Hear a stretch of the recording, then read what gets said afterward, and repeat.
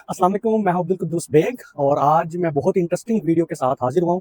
आज की वीडियो का हमारा टॉपिक है स्टडी इन लिथुआनिया। क्योंकि बहुत से दोस्तों ने, भाइयों ने व्हाट्सएप पे मैसेजेस किए, टिकटॉक पे कमेंट्स किए, यूट्यूब पे कमेंट्स किए कि एक डिटेल्ड वीडियो बनाएं लिथुआनिया के स्टडी प्रोसेस के लिए कि लिथुआनिया का स्टडी वीज़ा किस तरह से हासिल किया जाता है। तो ये वीडियो खास तौर पर इसी टॉपिक पर मैं बना रहा हूँ और ये वीडियो आपने लास्ट तक देखनी है। तो आपके माइंड में जितने भी क्वेश्चंस हैं लिथुआनिया से रेलिवेंट, मीन्स के लिथुआनिया में सबसे पहले यूनिवर्सिटी में एडमिशन किस तरह से सिक्योर करना है और देन वीज़ा किस तरह से अप्लाई करना है, तो इस एक वीडियो में आपको इंशाल्लाह डिटेल्ड इन्फॉर्मेशन मिलेगी। तो स्टार्ट करते हैं आज की वीडियो।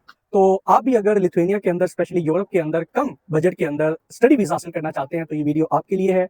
तो इस वीडियो को हम 3 हिस्सों में डिवाइड करेंगे। सबसे पहले हम डिस्कस करेंगे कौन कौन से डॉक्यूमेंट्स रिक्वायर्ड है और उनकी अटेस्टेशन कहाँ कहाँ से करवानी है। स्टेप नंबर 2 में हम देखेंगे कि यूनिवर्सिटी में एडमिशन सबसे पहले अप्लाई कैसे करना है और एडमिशन कैसे सिक्योर करना है। और स्टेप नंबर 3 जो कि सबसे इंपॉर्टेंट है, उसमें हम डिस्कस करेंगे कि लिथुआनिया का वीज़ा किस तरह से अप्लाई किया जाता है और कौन कौन सी बच्चे गलतियां करते हैं और किन किन गलतियों से बचना है ताकि हमारा वीज़ा रिजेक्ट ना हो और टाइमली हमारा वीज़ा प्रोसेस हो जाए। तो स्टार्ट करते हैं स्टेप नंबर 1 से। तो डॉक्यूमेंट्स की बात करें तो अगर आप बैचलर के लिए अप्लाई करना चाहते हैं पाकिस्तान से, अगर आपने इंटरमीडिएट किया हुआ है तो कोशिश करें कि कम से कम आपके मिनिमम जो मार्क्स हैं वो 60% होने चाहिए। अगर आपके मार्क्स जितने अच्छे हैं तो यूनिवर्सिटी में एडमिशन भी उतनी आसानी से हो जाएगा और वीज़ा लगने के चांसेस भी आपके ज़्यादा हो जाएंगे। तो अगर मैं लिथुआनिया की नंबर 1 यूनिवर्सिटी की बात करूँ, विल्नियस यूनिवर्सिटी, उसका मिनिमम क्राइटेरिया 75% है। और इस तरह जितनी भी अच्छी यूनिवर्सिटीज़ हैं उन्होंने अपना क्राइटेरिया ज़्यादा कर दिया है। पहले 50% मार्क्स वाले बच्चों का भी एडमिशन हो जाता था, अब नॉर्मली 60% कम से कम और 75% चाहिए आपको अच्छी यूनिवर्सिटीज में एडमिशन लेने के लिए।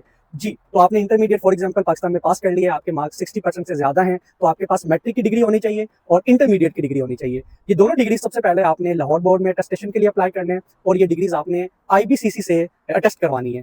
दोनों डिग्रीज आपकी टेस्ट हो गई, फिर इन दोनों डिग्रीज को आपने मोफा यानी मिनिस्ट्री ऑफ फॉरेन अफेयर्स से टेस्ट करवाना है। और अगर आपने पाकिस्तान में बैचलर्स किया हुआ है तो तब भी आपकी जो परसेंटेज है, क्योंकि नॉर्मली जो यूनिवर्सिटीज का एग्जामिनेशन क्राइटेरिया वो CGPA होता है, तो आपने अपने CGPA को कन्वर्ट करके देखना है। तो आपके मिनिमम CGPA अराउंड 2.7 2.8 बनता है 60% से अबव। तो इन शॉर्ट आपकी परसेंटेज जो है ना 60% से कम नहीं होनी चाहिए। तो आपके पास होगी यूनिवर्सिटी की डिग्री और ट्रांसक्रिप्ट, ये दोनों आपने HEC से अटेस्ट करवानी है और यही डिग्रीज फिर आपने मिनिस्ट्री ऑफ फॉरेन अफेयर्स से अटेस्ट करवानी है। तो इन शॉर्ट अगर मैं बता दूं तो आप बैचलर्स के लिए आ रहे हैं इधर पाकिस्तान से, आपने इंटरमीडिएट कंप्लीट किया हुआ है तो आपको 2 एजुकेशनल डॉक्यूमेंट्स चाहिए, मैट्रिक की डिग्री और इंटरमीडिएट की डिग्री। कुछ बच्चों के माइंड में क्वेश्चन आता है कि क्या रिजल्ट कार्ड भी टेस्ट करवाने जरूरी होते हैं। लिथुआनिया के स्टडी प्रोसेस के लिए रिजल्ट कार्ड्स की जरूरत नहीं पड़ती, लेकिन अगर आप टेस्ट करवा लेंगे तो ये आपके लिए फ्यूचर में जो है ना फायदेमंद हो सकता है।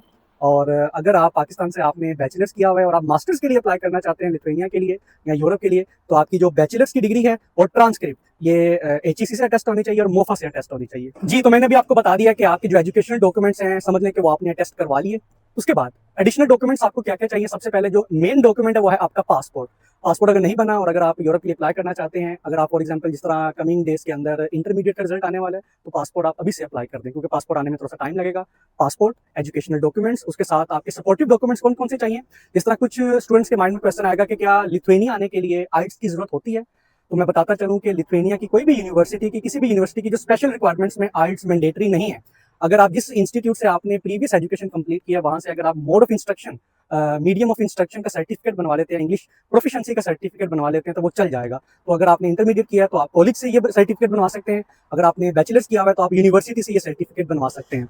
जी, तो नेक्स्ट डॉक्यूमेंट्स की अगर मैं बात करूँ तो उसमें है हमारे पास रेफरेंस लेटर्स। तो ये मैं आपसे कहूँगा कि आपने लाजमी बनवाने हैं। अगर आप कॉलेज से हैं, मीन्स कि अगर आपने इंटरमीडिएट किया हुआ है तो कोई भी आपका जोन सा भी प्रीवियस कॉलेज है वहाँ से आपने 2 रेफरेंस लेटर्स बनवाने हैं अपने प्रोफेसर से। और अगर आप यूनिवर्सिटी से हैं, आपने बैचलर्स किया है तो आपने प्रोफेसर से 2 रेफरेंस लेटर्स बनवाने हैं। तो मैं दोबारा बताता चलूँ चेकलिस्ट में आपके एजुकेशनल डॉक्यूमेंट्स की डिग्रीज, उसके अलावा आपका इंग्लिश प्रोफिशिएंसी सर्टिफिकेट, देन हमारे पास आ गए 2 रेफरेंस लेटर्स, आपके पास पासपोर्ट भी मौजूद होना चाहिए। उसके बाद एहतियातन आप नादरा से FRC भी निकलवा लें।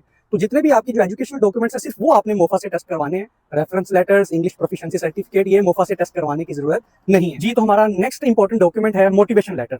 ये मोटिवेशन लेटर आपके एडमिशन को सिक्योर करवाने में बहुत ज्यादा अहम किरदार अदा करता है। तो जब आपने यूनिवर्सिटी में अप्लाई करना है तो अप्लाई करने से पहले आपने यूनिवर्सिटी भी फाइनल की होगी कि फलां यूनिवर्सिटी में आपने अप्लाई करना है, फलां कोर्स के अंदर आपने अप्लाई करना है। कोर्स चूज करते वक्त आपने ये बात जहन में रखनी है कि आप जो जिस भी कोर्स में नेक्स्ट एजुकेशन में अप्लाई कर रहे हैं, बैचलर्स के लिए अप्लाई कर रहे हैं, मास्टर्स के लिए अप्लाई कर रहे हैं, तो वो कोर्स आपके प्रीवियस बैकग्राउंड के साथ मैच करना चाहिए और आपके इंटरेस्ट के साथ मैच करना चाहिए। बिल्कुल ऑकवर्ड सा अगर आप कोर्स चूज करेंगे जो कि आपकी प्रीवियस क्वालिफिकेशन के साथ मैच नहीं कर रहा तो यूनिवर्सिटी आपको मोटिवेशनल इंटरव्यू में पास नहीं करेगी। तो मोटिवेशन लेटर आपने ChatGPT से हेल्प ले सकते हैं, लेकिन लेकिन same ditto copy chat GPT वाला आपने अपलोड नहीं करना, क्योंकि इनके पास काफी सॉफ्टवेयर होते हैं, वो डिटेक्ट कर लेते हैं कि चैट जीपीटी से लिखा हुआ है या किसी और एआई टूल से लिखा गया है। तो ये मोटिवेशनल लेटर भी आपको एडमिशन सिक्योर करने में बहुत अहम किरदार अदा करेगा। तो ये हमारी स्टेप नंबर 1 हमारा कंप्लीट हो गया, जिसमें मैंने ऑल एजुकेशनल डॉक्यूमेंट्स के बारे में आपको बता दिया, जिसमें हमारे एजुकेशनल डॉक्यूमेंट्स हैं, इसमें हमारा पासपोर्ट है, इसमें हमारे रेफरेंस लेटर्स हैं, इसमें हमारा मोटिवेशनल लेटर है, इसमें हमारा इंग्लिश प्रोफिशिएंसी सर्टिफिकेट है। हाँ, अगर आपने आइल्स किया हुआ है तो ये आपके एडमिशन सिक्योर करवाने में आपका एडमिशन सिक्योर करवाने में एक प्लस पॉइंट साबित होगा, क्योंकि ऑब्वियसली अगर 10 बच्चों ने अप्लाई किया जिनमें से 8 में आइल्स नहीं किया हुआ, इंग्लिश लैंग्वेज टेस्ट नहीं किया हुआ और 2 ने किया हुआ है, तो ऑब्वियसली यूनिवर्सिटी पहले उन 2 स्टूडेंट्स को प्रेफर करेगी जिन्होंने आइल्स किया हुआ है। अगर आपने आइल्स किया हुआ है तो ये आपके लिए प्लस पॉइंट है, अगर नहीं किया हुआ तो आप जस्ट इंग्लिश प्रोफिशिएंसी सर्टिफिकेट के ऊपर अप्लाई कर सकते हैं। जी, तो स्टेप नंबर 1 कंप्लीट करने के बाद अब हम चलते हैं स्टेप नंबर 2 की तरफ। स्टेप नंबर 2 है यूनिवर्सिटी में आपने अपनी एप्लीकेशन कैसे सबमिट करवानी है। तो स्टेप नंबर 1 में आपने अपने डॉक्यूमेंट्स कंप्लीट कर लिए, देन आपने जिस भी यूनिवर्सिटी में अप्लाई करना है, फॉर एग्जांपल मैं विलियम्स यूनिवर्सिटी से हूँ, तो मैं विलियम्स यूनिवर्सिटी का ही आपको गाइड करता हूँ कि आपने गूगल क्रोम ओपन करना है, वहाँ पर विलियम्स यूनिवर्सिटी अप्लाई लिखना है, उसके बाद सर्च टैब के अंदर जो फर्स्ट ऑप्शन आएगी विलियम्स यूनिवर्सिटी अप्लाई, उस पर क्लिक करना है, तो आप डायरेक्टली यूनिवर्सिटी के एप्लीकेशन पोर्टल में चले जाएंगे। तो एप्लीकेशन पोर्टल में आपने जो भी कोर्स वगैरह चूज करना है, विलियम्स यूनिवर्सिटी में आप 3 प्रेफरेंसेस चूज कर सकते हैं। किसी यूनिवर्सिटी में सिर्फ आप एक ही कोर्स के लिए अप्लाई कर सकते हैं, तो आपने जिस भी कोर्स में अप्लाई करना है आप प्रायोरिटी पर जो जिसमें आपका इंटरेस्ट सबसे ज्यादा है उसको नंबर 1 पर रखें, देन नंबर 2 और देन नंबर 3। कोर्सेज सेलेक्ट करने के बाद आपने अपना बायोडाटा एंटर करना है, जिसमें पासपोर्ट नंबर आएगा, उसमें आपका होम का एड्रेस आएगा, उसके अलावा टेलीफोन नंबर आएगा, आपकी डेट ऑफ बर्थ आएगी। देन आपने अपने प्रीवियस एजुकेशनल डॉक्यूमेंट्स उसके अंदर सबमिट करने हैं ऑनलाइन एप्लीकेशन के अंदर। उसकी जो रिक्वायरमेंट्स होंगी, मींस कि आपके स्कूल का नाम क्या है, आपके कॉलेज का नाम क्या है, उसके अलावा अगर आप मास्टर्स के लिए अप्लाई कर रहे हैं तो यूनिवर्सिटी के डॉक्यूमेंट्स भी आपने ऐड करने हैं उसमें। उसके अलावा अगर आपका प्रीवियस एक्सपीरियंस है, क्योंकि कुछ हमारे भाई या बहनें अप्लाई कर रही होंगी जिनका कुछ स्टडी गैप होगा, तो स्टडी गैप को आपने अपने एक्सपीरियंस के साथ, रेलिवेंट फील्ड के अंदर एक्सपीरियंस के साथ कवर करने की कोशिश करनी है। जिस तरह फॉर एग्जाम्पल आप सॉफ्टवेयर इंजीनियर हैं, आपने 2022 में सॉफ्टवेयर इंजीनियरिंग की थी, तो 23, 24, आप 25 या 26 में आप अप्लाई करना चाहते हैं, तो ये 3-4 साल के गैप को आपने अपने एक्सपीरियंस के साथ कवर करना है। आपने किसी भी जगह पर जॉब की होगी, वहां से आपने एक्सपीरियंस लेटर्स बनवा लेने हैं, वो एक्सपीरियंस लेटर्स आपने अपने एप्लीकेशन पोर्टल में जरूर ऐड करने, ताकि आपका जो गैप है वो एक्सपीरियंस के साथ कवर किया जा सके। जी, तो आपने एप्लीकेशन को फिल करना है। उसके बाद अगर कोई भी इसमें मिस्टेक होगी तो वो एप्लीकेशन में ही हाईलाइट हो जाएगी, वो आपने करेक्ट करनी है। जी, तो जब आप सारी एप्लीकेशन को फिल कर लेंगे तो उसी पोर्टल के अंदर एक इनवॉइस ऑटोमेटिकली जनरेट हो जाएगी। अगर मैं विलियम्स यूनिवर्सिटी की बात करूं तो विलियम्स यूनिवर्सिटी की एप्लीकेशन फीस है 100 यूरोज, एसएमके यूनिवर्सिटी की फीस है 150 यूरोज, इसी तरह जो केएसयू यूनिवर्सिटी है उसकी फीस है 200 यूरोज। तो वो आपने फीस सबमिट करवानी है। आप अपने पाकिस्तानी अकाउंट से डेबिट कार्ड या क्रेडिट कार्ड से भी पे कर सकते हैं। अगर आपका कोई जानने वाला यूरोप में रहता है तो वो भी आपकी फीस पे कर सकता है। जैसे आप फीस पे करेंगे, जैसे ही यूनिवर्सिटी फीस की कंफर्मेशन करेगी, वो स्टेटस आपका अपडेट करेगी, देन आप अपनी एप्लीकेशन सबमिट करवा सकेंगे।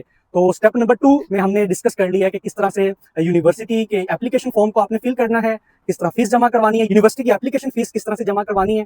तो अब हम चलते हैं अपने स्टेप नंबर 3 की तरफ। स्टेप नंबर 2 को भी हम फर्दर स्टेप्स में डिवाइड कर सकते हैं। स्टेप नंबर 2 में अगर हम स्टेप ए की बात करें तो इसमें आपने अपना एप्लीकेशन फॉर्म फिल किया।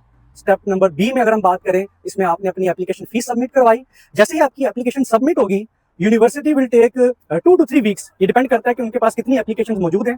वो आपकी एप्लीकेशन को रिव्यू करेगी, यूनिवर्सिटी आपके एजुकेशनल डॉक्यूमेंट्स को रिव्यू करेगी।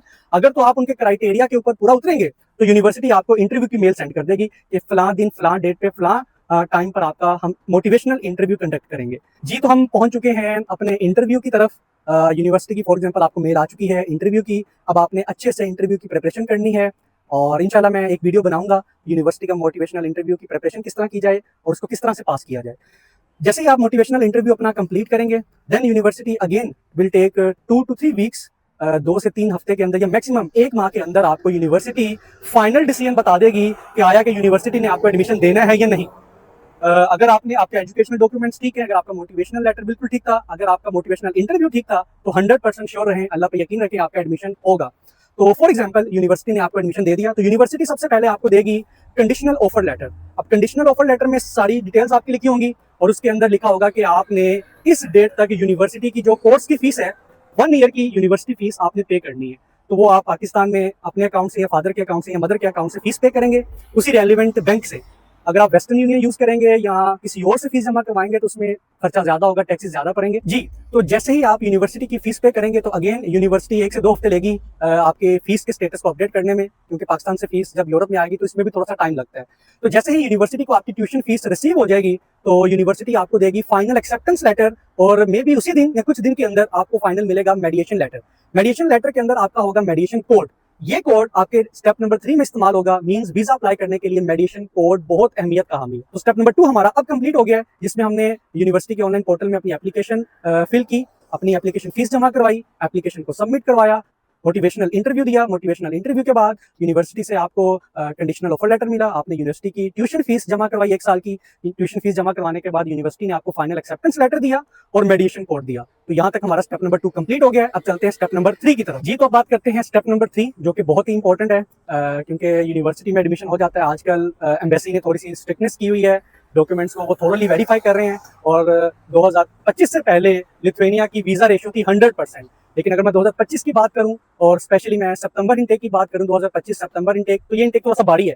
भारी किस लिहाज से कि यहाँ पर इस इनटेक में स्टूडेंट्स के माइग्रेस भी रिजेक्ट हुए हैं, स्टूडेंट्स के डिसीजन भी नेगेटिव में आए हैं, मींस के उनके टीआरपी रिजेक्ट हुए हैं, और इसके अलावा कुछ स्टूडेंट्स को के पॉजिटिव डिसीजन आए थे, लेकिन कुछ दिनों के बाद माइग्रेस ने उनके टीआरपी सस्पेंड कर दिए थे, जो कि अब उन्होंने अनसस्पेंड कर दिए हैं। तो कुछ प्रॉब्लम स्टूडेंट्स ने फेस की हैं। तो स्टेप नंबर 3 भी आपने थोरोली देखना है, और इसको जितने भी पॉइंट्स मैं आपको बताऊंगा उनको ज़हन नशीन कर लेना है, ताकि आपकी एप्लीकेशन स्मूथली प्रोसेस हो सके।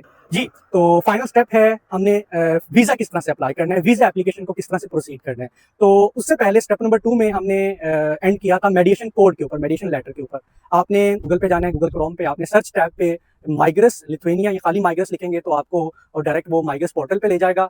माइग्रेस के अंदर आपने अपना अकाउंट जनरेट करना है, वो बहुत सिंपल सा प्रोसेस है, आप उसको बना लेंगे। अकाउंट बनाने के बाद आपने एक दो चीज़ें बड़ी ज़हन नशीन रखनी है कि आपके नाम के स्पेलिंग बिल्कुल मैच करने चाहिए पासपोर्ट के साथ, और आपकी date of birth exact match करनी चाहिए पासपोर्ट के साथ। जैसे ही आप माइग्रेस में अपना अकाउंट बनाएंगे, वहाँ पर आप अपनी एप्लीकेशन फिल करेंगे। उसके लिए भी मैं एक डिटेल वीडियो बनाऊंगा, ताकि माइग्रेस फिल करने में भी बच्चों को, स्टूडेंट्स को किसी किस्म की मुश्किल पेश ना आए। जी, तो माइग्रेस की एप्लीकेशन फिल करने से पहले कौन कौन से डॉक्यूमेंट्स आपके पास होने चाहिए वो भी मैं बताता चलूं। नंबर 1 पे आपके पास आपका पासपोर्ट होना चाहिए। नंबर 2, यूनिवर्सिटी का मेडिएशन लेटर आपके पास होना चाहिए, उसी के ऊपर मेडिएशन कोड लिखा होगा। यूनिवर्सिटी का एक्सेप्टेंस लेटर आपके पास होना चाहिए। अब आते हैं मेन डॉक्यूमेंट्स की तरफ। मेन डॉक्यूमेंट्स में सबसे पहला जो इंपॉर्टेंट डॉक्यूमेंट है, that is your police character certificate, जो कि अपोस्टाइल होना चाहिए। और इसमें मैं आपको बताता चलूं कि जैसे ही यूनिवर्सिटी से आपका कंडीशनल ऑफर लेटर आ जाए, फीस जमा करवाने से पहले देन आपने पाकिस्तान में, आप किसी भी शहर से हैं, वहाँ पर पुलिस खिदमत सेंटर होता है, वहाँ से जाकर आपने लिथुआनिया के लिए अपना पुलिस कैरेक्टर सर्टिफिकेट बनवा लेना है। और वो आपने किसी भी कोरियर जो कंपनीज हैं, टीसीएस है, गैरी है, जेरी, इस नाम से भी एक कोरियर कंपनी मौजूद है, तो उनके थ्रू आपने अपना पुलिस कैरेक्टर सर्टिफिकेट अपोस्टाइल करवा लेना है। पुलिस कैरेक्टर सर्टिफिकेट बहुत अहमियत का हामिल है। स्टेप नंबर 2 पे आ जाती है बैंक स्टेटमेंट। अगर मैं लिथुआनिया की बात करूं, तो लिथुआनिया के लिए जो आपका मिनिमम मंथली जो एक्सपेंस है वो है 580 यूरोस। 580 को आपने 12 से मल्टीप्लाई करना है, तो आपके पास आ जाएगी 1 साल की बैंक स्टेटमेंट। तो ये तकरीबन राउंड अबाउट 18 से 20 लाख रुपए बनता है, डिपेंड करता है कि यूरो का रेट कितना है। लेकिन अपने आप को सेफ जोन में रखने के लिए कम से कम आपने 22 से 25 लाख रुपया अपने अकाउंट में, या फिर ज्यादा बेहतर है आप अपने पेरेंट्स के अकाउंट में ये अमाउंट रखवाएं, या होनी चाहिए फादर या मदर, जो भी आपका स्पॉन्सर होगा। तो बैंक स्टेटमेंट बहुत इंपॉर्टेंट है, और बैंक स्टेटमेंट 6 माह की पुरानी स्टेटमेंट होनी चाहिए। पहले स्टूडेंट्स क्या करते थे, अपना नया बैंक अकाउंट खुलवाया, उसमें किसी से पैसे लिए, पैसे रखवाए और फॉरेन बैंक स्टेटमेंट निकलवा ली। लेकिन अब माइग्रेस बहुत सख्ती कर रहा है, माइग्रेस इन डॉक्यूमेंट्स को वो थोरोली देख रहा है। आपने अपने फादर या मदर की बैंक स्टेटमेंट इस्तेमाल करनी है। अपनी मैं रिकमेंड करूंगा आप अपनी बैंक स्टेटमेंट इस्तेमाल ना करें। उसकी वजह ये है कि कुछ स्टूडेंट्स के केसेस मैंने देखे जिन्होंने अपनी बैंक स्टेटमेंट भी यूज की है ना, तो माइग्रेस ने उनके पेरेंट्स की बैंक स्टेटमेंट भी मंगवा ली है उनसे। तो क्यों ना आप पहले ही अपने पेरेंट्स की बैंक स्टेटमेंट इस्तेमाल करें, जो कि मैंने अमाउंट आपको बता दी है, और ये ब्रांच मैनेजर से अटेस्ट होनी चाहिए। और वहीं से बैंक से आपने तीसरा इंपॉर्टेंट डॉक्यूमेंट है अकाउंट मेंटेनेंस सर्टिफिकेट, ये उसी ब्रांच से बनेगा, मैनेजर बनाकर देगा। तो 3 डॉक्यूमेंट्स इंपॉर्टेंट डॉक्यूमेंट्स मैंने आपको बता दिए हैं। नंबर 1 पे है पुलिस कैरेक्टर सर्टिफिकेट, नंबर 2 पे है बैंक स्टेटमेंट, नंबर 3 पे है अकाउंट मेंटेनेंस लेटर। अब चौथे इंपॉर्टेंट डॉक्यूमेंट की बात करते हैं, that is your health insurance. Health insurance आपने कम से कम 1 साल की बनवानी है, और इसकी जो कवरेज है वो कम से कम 50,000 यूरोस की होनी चाहिए। पाकिस्तान में काफी कंपनीज हैं, आप उनसे बनवा सकते हैं। तो हेल्थ इंश्योरेंस भी आपने बनवा ली। अब हम बात करते हैं नेक्स्ट डॉक्यूमेंट की। जी, तो हेल्थ इंश्योरेंस के बाद जो आपका मेन डॉक्यूमेंट है, that is your sponsorship letter. ये कैसे बनेगा? ये पाकिस्तान में जो कचहरी हैं, जो कोर्ट्स जहाँ से स्टाम्प पेपर बन जाते हैं, वहाँ आप किसी भी स्टाम्प फोर्स के पास जाएं, और फादर जाएं या मदर जाएं, जो भी आपके स्पॉन्सर हैं, आप खुद जाएं साथ उनके, तो वहाँ पर जाकर आपने 100 रुपीज़ या 200 रुपीज़ वाले स्टाम्प पेपर के ऊपर अपना स्पॉन्सरशिप लेटर बनवाना है। उसका मॉड्यूल जो है मैं वीडियो के साथ अटैच कर दूंगा, ताकि आपको पता चल जाए कि स्पॉन्सरशिप लेटर में मैं बताता चलूँ कि उसमें मेन चीज़ें क्या होती हैं। फॉर एग्जाम्पल, अगर आपके स्पॉन्सर आपके फादर हैं, तो फादर की तरफ से बनेगा कि ये मेरा बेटा है, इसका ये नाम है, इसकी ये डेट ऑफ बर्थ है, यहाँ इसका ये पासपोर्ट नंबर है, इसको मैं लिथुएनिया हायर स्टडीज़ के लिए भेज रहा हूँ। लिथुएनिया में इसके जितने भी स्टडी के एक्सपेंसेस होंगे, रिहाइश के, अकोमोडेशन के एक्सपेंसेस होंगे, वो सारे के सारे एक्सपेंसेस मैं बियर करूंगा। और इसमें एक पॉजिटिव चीज़ ये भी ऐड करवा लीजिएगा कि फादर आपके अपना सोर्स ऑफ इनकम भी शो कर दे। फॉर एग्जाम्पल, अगर आपके फादर गवर्नमेंट एम्प्लॉय हैं या आपके फादर बिजनेसमैन है, तो एक लाइन में मेंशन कर दें, ताकि एम्बेसी को पता चले कि ये फाइनेंशियली एक स्टेबल फैमिली है, ताकि आपका केस स्ट्रॉन्ग हो जाए। अभी सारे डॉक्यूमेंट्स जो भी रिक्वायर्ड फील्ड्स होंगे, आपने उनके अंदर अपने डॉक्यूमेंट्स अपलोड कर देने हैं। ये थे नेसेसरी डॉक्यूमेंट्स, इनके बगैर आपकी माइग्रेस की एप्लीकेशन फिल नहीं होगी। अब हम सपोर्टिव डॉक्यूमेंट्स की बात कर लेते हैं। वो आपने एडिशनल डॉक्यूमेंट्स के अंदर क्या क्या चीज़ें अटैच करनी है। उसमें आपका एजुकेशनल डॉक्यूमेंट्स आ जाएंगे, उसमें फैमिली का एफआरसी आएगा, जो कि आपने मिनिस्ट्री फॉरेन अफेयर से भी टेस्ट करवाया होगा। उसमें आपका अकाउंट मेंटेनेंस लेटर आ जाएगा, उसमें आपका यूनिवर्सिटी का एक्सेप्टेंस लेटर आएगा, और उसमें आपका मेडिटेशन जो लेटर होगा वो आप साथ अटैच कर सकते हैं। तो ये थे सारे डॉक्यूमेंट्स जो कि आपने अपलोड कर दिए, और यहाँ पे आपने अपना माइग्रेस फिल किया और आपने अपनी एप्लीकेशन सबमिट कर देनी है माइग्रेस की। जी, तो माइग्रेस की एप्लीकेशन फिल करने के बाद स्टेप नंबर 2 होगा उसी एप्लीकेशन पोर्टल के अंदर कि आपने कौन सा वीएफएस सेंटर चूज करना है। इसमें मल्टीपल ऑप्शंस होंगी। आप वीएफएस बाकू यानी अज़रबैजान भी चूज कर सकते हैं, मलेशिया भी जा सकते हैं, थाईलैंड, फिलीपींस, दुबई। ये डिपेंड करता है कि किस वीएफएस की अपॉइंटमेंट्स उन दिनों में अवेलेबल है। तो आपने वो सेंटर चूज करने के बाद अपनी एप्लीकेशन सबमिट कर देनी है। जैसे ही आप अपनी एप्लीकेशन सबमिट करेंगे, तो वहां पर एक नंबर आएगा जिसको हम कहते हैं माइग्रेस नंबर। अब माइग्रेस नंबर वो आपके लिए बहुत अहमियत का हामिल है आपके नेक्स्ट स्टेप के लिए, जो कि है अपॉइंटमेंट बुक करने का स्टेप। तो माइग्रेस नंबर फौरन यूज नहीं होगा। आपकी जो एप्लीकेशन सबमिट हुई है वो माइग्रेस को चली जाएगी, माइग्रेस उसको रिव्यू करेंगे। अगर तो आपके डॉक्यूमेंट सारे ओके हैं, जेन्युइन है, आपकी एप्लीकेशन सारी ओके है, तो माइग्रेस मिनिमम और मैक्सिमम 1 हफ्ते के अंदर आपको रिस्पॉन्ड करेगी। माइग्रेस आपकी अगर एप्लीकेशन अप्रूव कर देता है, तो माइग्रेस नंबर आपका वैलिड हो जाएगा। उस माइग्रेस नंबर की बिहाफ पर आपने वीएफएस सेंटर में अपनी अपॉइंटमेंट बुक करवानी है। और अगर खुदा न खास्ता माइग्रेस आपकी एप्लीकेशन किसी भी एतराज की वजह से रिजेक्ट कर देता है, तो आपने अपनी एप्लीकेशन दोबारा फिल करनी होती है। अगर खुदा न खास्ता दोबारा आपकी एप्लीकेशन रिजेक्ट हो जाती है, तो आप 4 माह के लिए सस्पेंड हो जाते हैं। मींस के 4 माह तक आप वीजा अप्लाई नहीं कर सकते। तो इसलिए जब आपने माइग्रेस की एप्लीकेशन फिल करनी है, तो तमाम डॉक्यूमेंट्स आपके बिल्कुल ऑथेंटिक होने चाहिए और आपकी एप्लीकेशन बिल्कुल ऑथेंटिक होनी चाहिए। जी, तो अब हम चलते हैं अपनी वीडियो के लास्ट पोर्शन की तरफ, जो कि स्टेप नंबर 3 का लास्ट पार्ट है कि अपॉइंटमेंट किस तरह से बुक करनी है और अपने अपॉइंटमेंट वाले दिन अपने डॉक्यूमेंट्स किस तरह सबमिट करवाने हैं। तो इससे पहले मैंने बताया था कि हमने अपनी माइग्रेस की एप्लीकेशन फिल कर दी, माइग्रेस हमारा अप्रूव हो गया। उस माइग्रेस नंबर की बिहाफ पर, फॉर एग्जांपल, आपने चूज किया था वीएफएस बाकू, तो आपने गूगल सर्च टैब पे जाना है, वहां पर लिखना है वीएफएस बाकू लिथुएनिया। तो आप फौरन वीएफएस सेंटर की वेबसाइट पर चले जाएंगे। वहां पर जाकर आपने अगेन अपना अकाउंट बनाना है। अकाउंट बनाने के बाद आपने अपनी क्रेडेंशियल्स ऐड करनी है, अपना माइग्रेस नंबर ऐड करना है। तो वो बता देंगे कैलेंडर में कि ये डेट्स अवेलेबल हैं, आप उसको कंटिन्यू करें, अपना सारा बायोडाटा ऐड करें। बायोडाटा में क्या ऐड होगा? बायोडाटा में क्या ऐड होगा? आपका माइग्रेस नंबर ऐड होगा, आपकी डेट ऑफ बर्थ ऐड होगी, फोन नंबर, और आपका ईमेल, आपकी ईमेल ऐड होगी। ये सारी चीज़ें ऐड करने के बाद आपने अपनी अपॉइंटमेंट किसी भी दिन की या और टाइम की आपने अपनी अपॉइंटमेंट बुक कर लेनी है। अपॉइंटमेंट बुक करने के बाद आपको मेल आ जाएगी, मेल में आपका अपॉइंटमेंट लेटर होगा, वो आपने डाउनलोड कर लेना है। तो अपॉइंटमेंट लेटर डाउनलोड करने के बाद उस फलां डेट पर आपने वीएफएस सेंटर जाना है, अपने डॉक्यूमेंट्स जमा करवाने हैं। डॉक्यूमेंट्स जमा करवाने के बाद आपको मेल आएगी अगेन कि माइग्रेस की तरफ से कि आपकी एप्लीकेशन सबमिट हो गई है। देन कुछ दिनों के बाद आपको माइग्रेस की तरफ से अगेन मेल आएगी इंटरव्यू की। आपने अच्छे से इंटरव्यू प्रिपेयर किया होगा, इंटरव्यू आपने देना, जो कि माइक्रोसॉफ्ट टीम के ऊपर होगा, रिकॉर्डेड इंटरव्यू होगा। इंटरव्यू देने के बाद तकरीबन 40 से 60 दिन के अंदर आपका फाइनल डिसीजन आएगा। फॉर एग्जाम्पल, अल्हम्दुलिल्लाह, अगर आपको पॉजिटिव डिसीजन आ जाता है, पॉजिटिव डिसीजन आने के बाद फिर आपने एक लास्ट मेल का वेट करना है, पिकअप मेल का।